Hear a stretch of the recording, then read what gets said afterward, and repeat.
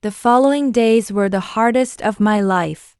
Every glance from Nathan, every fleeting touch, every shared silence was charged with unspoken emotion. I couldn't concentrate on my work. I couldn't eat properly. Every time I heard Victoria's footsteps, my heart skipped a beat, and a sense of impending disaster settled over me like a shadow I couldn't shake. Nathan and I both tried to act normal around Victoria. We shared casual smiles, polite conversations, and mundane exchanges that masked the tension between us. But the weight of what had happened and what we both secretly wanted made every interaction unbearable. One evening, Victoria invited me to help her organize the guest room closet. I tried to keep my distance, keeping my mind focused on the clothes, the folded towels, anything but her. Yet, even in her presence, my thoughts kept drifting to Nathan. I imagined him watching me from the kitchen, his gaze lingering, the pull between us growing stronger with each passing day. As we sorted clothes, Victoria spoke softly, almost conversationally. "Ava, can I ask you something?" I looked up, curious but cautious. "Sure." She hesitated for a moment, then said, "Do you feel anything unusual in this house?" I froze, unsure how to answer. Did she know? Could she sense what had happened? My chest tightened. "Unusual?" I asked carefully. Victoria nodded. "There's tension, right? Between you and Nathan?" "I can feel it." I swallowed hard. My pulse raced. How could she possibly know? I don't know what you mean," I murmured, keeping my eyes on the folded towels in my hands. Victoria studied me quietly, her expression unreadable. After a moment, she sighed. "Ava, I know what's happening. And I need you to understand something. You can't ignore it, and neither can Nathan. But you also have to be careful. Whatever this is between you two, it could ruin everything if it's not handled with honesty and care." I looked up at her, stunned. How do you know?" She smiled faintly, though it didn't reach her eyes. "I've been observing. I've known him for years. I know him better than most. And I know the way you both look at each other. It's obvious." Her words hit me like a lightning bolt. Victoria knew. She knew, and yet she wasn't angry. She wasn't lashing out. She wasn't trying to separate us. Instead, she was giving us a warning, a chance to navigate the storm we had unwittingly stepped into. "Okay," I whispered. "But what do we do?" Victoria's gaze softened. "You and Nathan need to talk, honestly, openly, about everything. Your feelings, your boundaries, your fears. And you need to decide, together, how to move forward. But one thing is clear. You can't keep pretending nothing happened." I nodded slowly, the weight of her words sinking in. That night, I stayed in my room, my mind racing.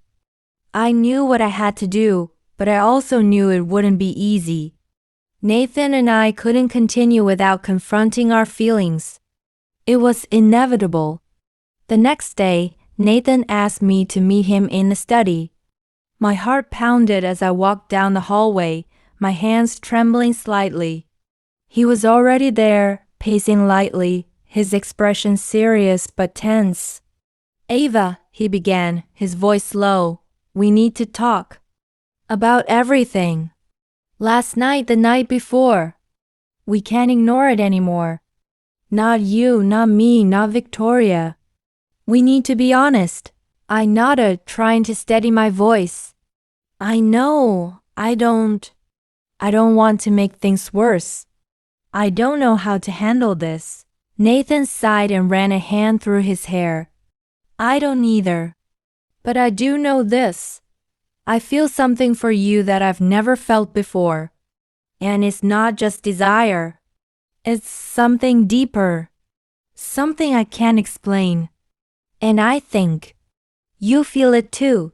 I swallowed hard, my throat dry. I do, I admitted.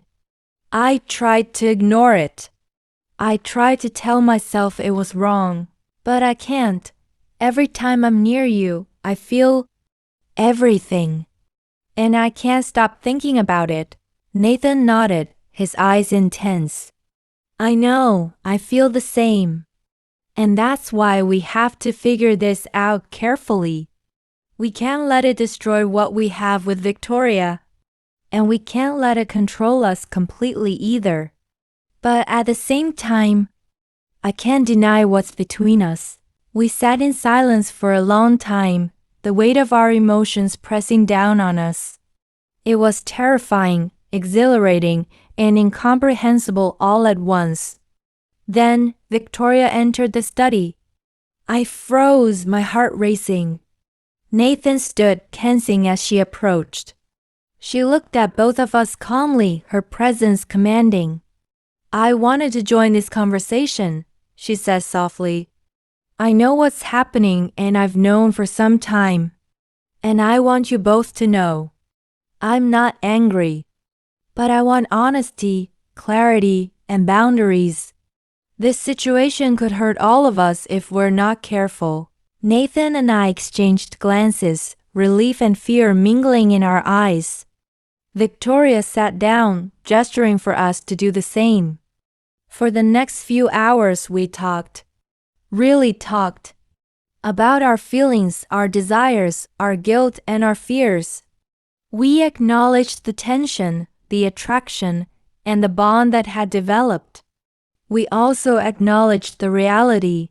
We were family, and crossing certain lines could have irreparable consequences. Victoria surprised me most of all. She didn't condemn or punish us. Instead, she offered guidance, understanding, and boundaries. She helped us navigate the storm of emotion, ensuring we acknowledged our feelings without letting them destroy our lives. By the end of the conversation, a fragile understanding was reached.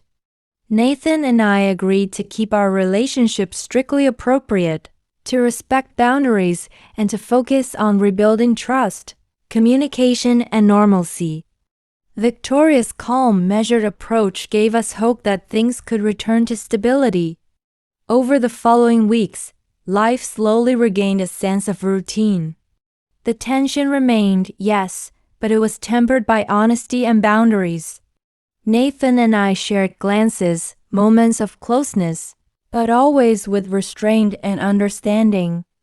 The connection between us didn't vanish, but it transformed into something deeper, something less dangerous, and perhaps, in time, something that could be accepted and integrated into our lives without chaos. I realized that life wasn't about avoiding difficult feelings.